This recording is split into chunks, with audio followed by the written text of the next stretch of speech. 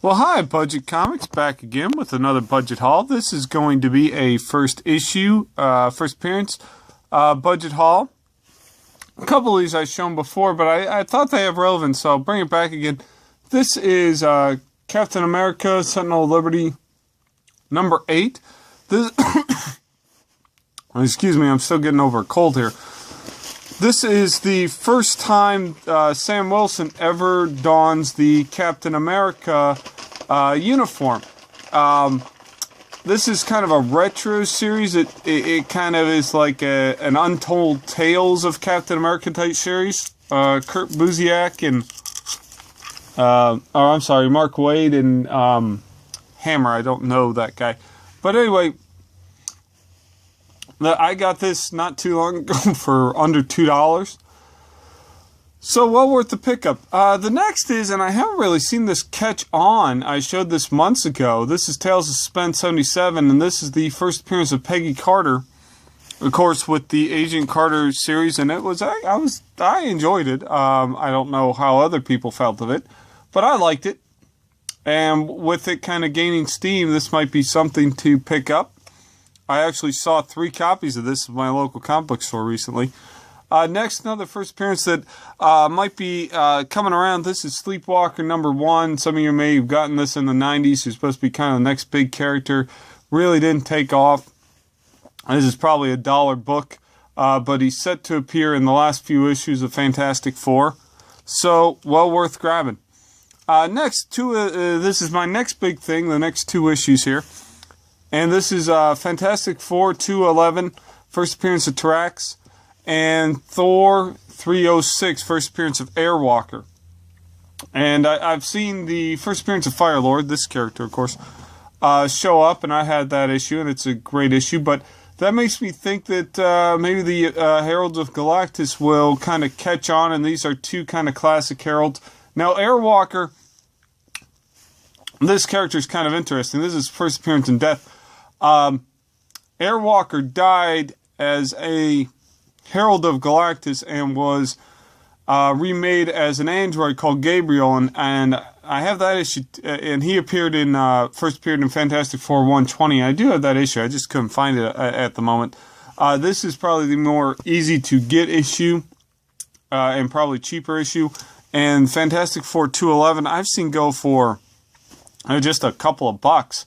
And Tarax is showing up everywhere. So, you know, if you're into Galactus, the Cosmic Heroes, 2 easy to grab books. Next, and I can't remember if I showed this in my last video. I got cut off, and I don't remember if it made it in. But this is Marvel Presents number 4, Guardians of the Galaxy, of course. They say this is their first solo adventure, but this is also the first appearance of Nikki, who, other than Starhawks, is the only 2... classic Guardians that don't appear in their first appearance in Marvel superheroes. So, you know, this is an under $10 book.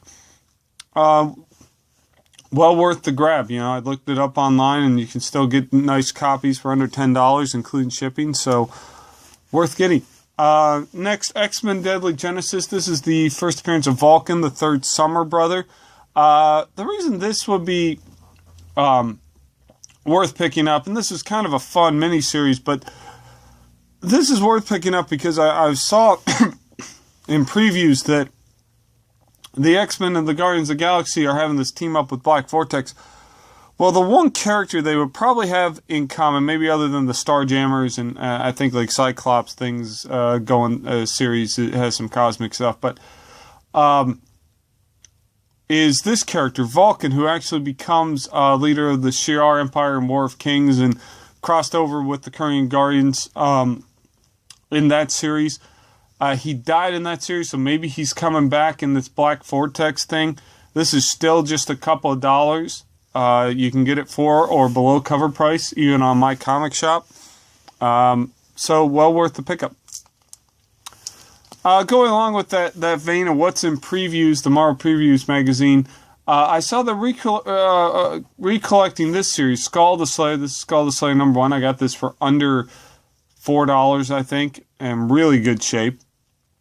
And that makes me think they have some plans for this character, because why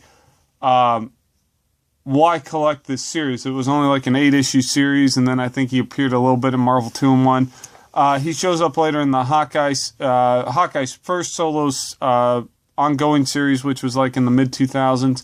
But other than that, hasn't seen much of him. So, a fun little book to pick up and hang on to.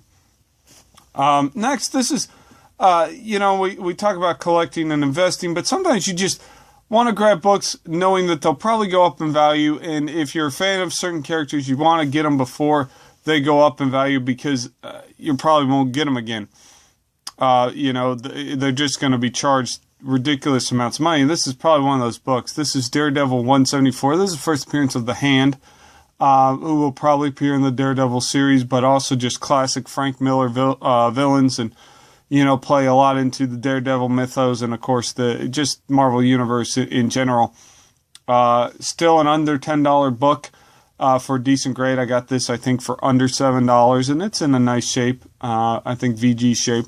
So, just one of those books, that's a great pickup if you can find it for a nice price. And if you're a fan of Daredevil, you should have this in your collection. Another book you probably want to grab before it blows up too much, and this book still hasn't, it's becoming expensive, but not super expensive. This is Strange Tales 178, featuring Warlock, but this is the first appearance of the Magus, who factors into the Infinity War. Now, I don't know if the Infinity War is really going to focus on the Infinity War movie is going to follow the comic books, but if it does, this comic's going to be worth a lot, so might want to grab it before it becomes too expensive. And this is kind of just a hunch, and this book has cooled off severely in the last 10 years.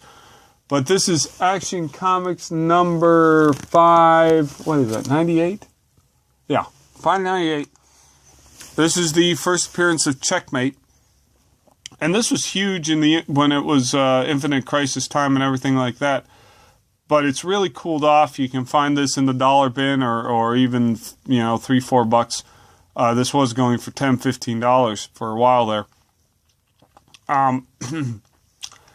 Just think about the Suicide Squad movie. What would be the villains for that, or who would be the villains they face, I guess, because they're the villains, technically. And Checkmate does have a little history with the Suicide Squad, and even Amanda Waller ends up working for Checkmate at some point in time. So they're kind of the good guys of the government, while the Suicide Squad's the bad guys.